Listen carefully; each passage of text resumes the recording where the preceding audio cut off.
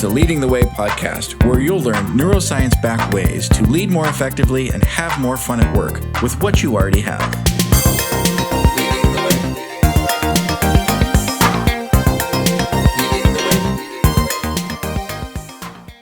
Hey, it's Chris from Leading the Way. So glad you're here with us today.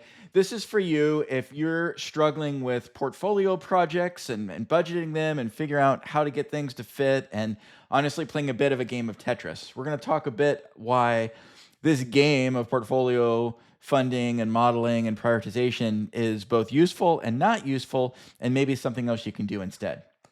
So if you're a business or technology professional, it can be the time of year where you're looking at a number of projects that are competing for a small pool of funds in your investment portfolio or strategic portfolio or priorities for the next year, right?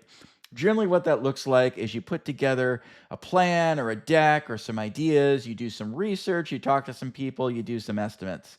Your strategic finance team is doing some work looking at things like return on investment and net present value and all sorts of other things based on a lot of assumptions, okay? Those estimates usually aren't so great. Those assumptions aren't so great. We don't always have good evidence that that's even on target for what we want, but we do our best efforts. Those all go into a pool. Things like risk and ability to execute and carry over from next year, and does this match our corporate goals, all are merged together in this sort of giant Tetris game. You can think about it if you play the game Tetris, like there's this one line, and we're trying to get all these things to fit in that line. And what that generally means is you have stuff that's sort of above the line. That's a term that's used often. And there's, half a dozen projects in there, maybe a dozen, and then a ton of stuff below the line that isn't going to get actioned on. Now, what's really important to think about here is this is generally an approach to target very large projects, those that are north of 250K, upwards of 5 million and beyond. Right? Those are these giant bricks we're looking at. We're not looking at any of the small bricks here.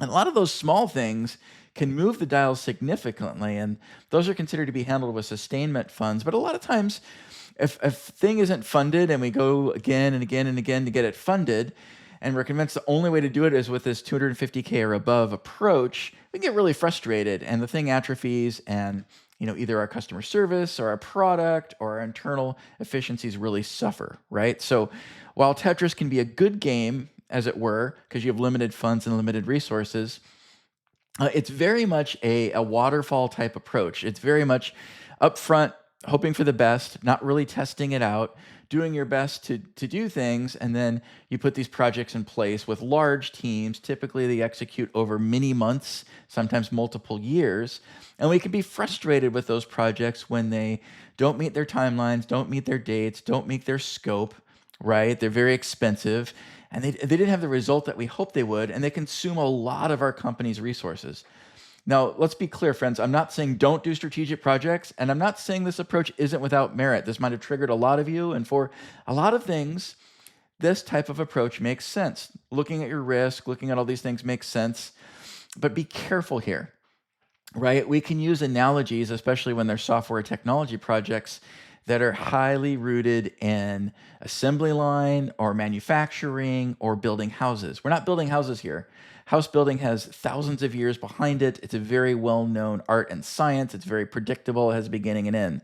Software and technology is nowhere close to that. It has nowhere level of the predictability. You cannot grab the equivalent of a 2x4 and do things. Now, there's some predictability, and it's getting better, but very careful when you're equating that. It's also, in the digital world, very easy to quickly prototype something and then throw it away, unlike a house, right? You'd have to do a lot of interesting things to prototype a house and then tear it down and dispose of all that and all the city permits and everything else. So very, very different world. So what I suggest, in addition to playing that game of Tetris, and if you can gamify it, that's great. It makes it more fun and less frustrating. But the things that don't fit in that row, and there are going to be many of them, I suggest you look at an approach of, can you rapidly prototype something? And by rapid, I mean days. And don't let that freak you out if you're used to weeks and months and it's hard and all those things. What can you slap together that's more than good enough to put in front of a customer or someone that can emulate a customer and test out, does your thing make sense?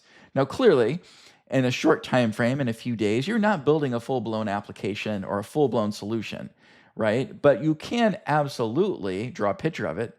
you can absolutely think through some things enough that you can explain it to a customer what this would look like, and then show it to them and get their feedback. What you're doing is you're front loading stuff and taking away actually a lot of project risk by doing this up front. Jake Knapp and his work on the design sprint is one great example of this. Highly recommend his book and his work if you're interested. That was done at Google, and it's been repeated and repeated and repeated incredibly successfully. It's different than agile sprints, but it looks at how can you go from an idea, literally a raw idea, to something you show a customer in a few days. And it's been done with lots of startups and lots of large companies. The other thing I would suggest here is, dear friends, your team, if you're a leader, probably has some time of the week that they're not being super effective, including yourself, doing status reports, that administrative overhead, sitting through, having PowerPoints read to you. I would bet if you really needed to, you could carve out 10 or maybe 20% of your week and do some things that have higher value and are more interesting to you and more fun. So can your tech teams. And by the way, technical people and all sorts of people, all your creative problem-solving top performers, love solving problems. They love innovating. They love challenge. They love doing something new. So think about, can you free up even once a month, but 10% of those folks' time, put 2 or 3 folks together and keep feeding them the prototypes that you want to have built, the ideas you want to have built. Maybe they come to you with ideas. When you put that in the mix, in addition to your Tetris game and portfolio funding, you're going to enjoy way more output with what you already have. You're going to have a team that's engaged and excited and wanting to do more and more things for you and really fired up. They're going to be really interested in being at that job. And by the way, if you can do the approach as a leader where you're fired up and when you're excited and you're leading with all sorts of autonomy and ways that folks can really run with things on their own and build mastery, that builds deep, deep, deep job satisfaction, right? And so if you're worried about attrition, if you're worried about keeping your top staff, keep them challenged, keep them interested, give them new things, and give them some freedom to run. And you can really do that with this approach. So if you're playing Tetris, I'm not saying stop playing Tetris, but just realize that's not the only game in town.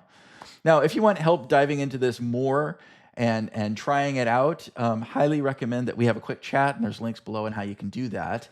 But in the meantime, just consider, dear friends, as you're putting together your portfolio projects and going through that, that is not the only video game that you can play to move things forward in your organization. There's lots of other ways to make things happen in addition to that.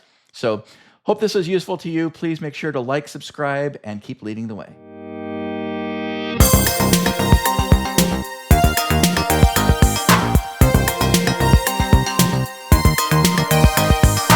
Thank you for listening to Leading the Way podcast. Be sure to like and subscribe so you won't miss other great episodes like this one.